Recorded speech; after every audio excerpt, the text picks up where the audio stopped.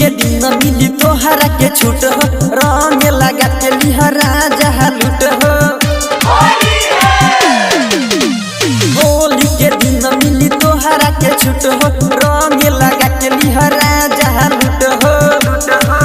हम चढ़ल जवानी के राजा, हम चढ़ल जवानी के राजा, नहीं जियान करी हो।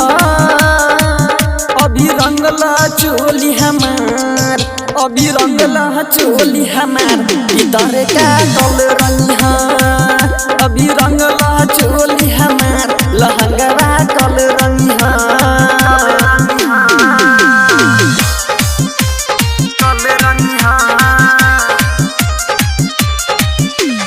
डीजे मनीष रक्सौल।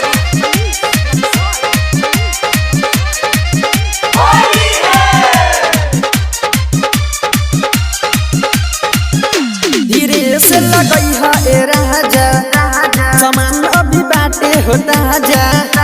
लगा के रख ले हम बानी, रस से है भरल जवानी।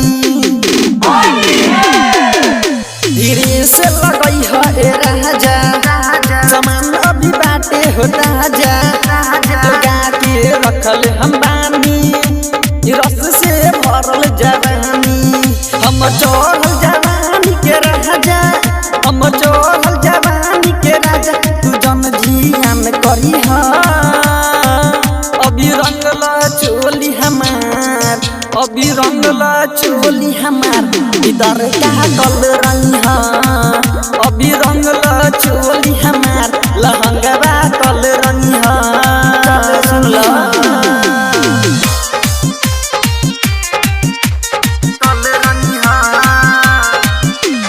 DJ Manish Raxaul. DS recording studio Darbhanga. कि जब हम लगाइब आवाज, तू छोड़ के अइहा काम काज। गुलेल रंग हो लाल, कि रंग हा बिजला समान। कि जब हम लगाइब आवाज, तू छोड़ के अइहा काम काज।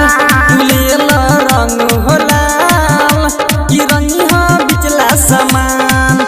सुन अनिल अनोखा यारवा, सुन दी के दीवाना यारवा, तू केकरो से जन डरी हा। अभी रंगला चोली हमार, अभी रंगला चोली हमार, भीतर का कल रंग हा। अभी रंगला चोली हमार, लहंगवा कल रंग हा। सुन ला होली के दिन मिली तोहरा के छूट हो, रंग लगा के लिहरा जहा लूट हो। हम चढ़ल जवानी के राजा, हम चढ़ल जवानी के राजा, नहीं जियान करी हो।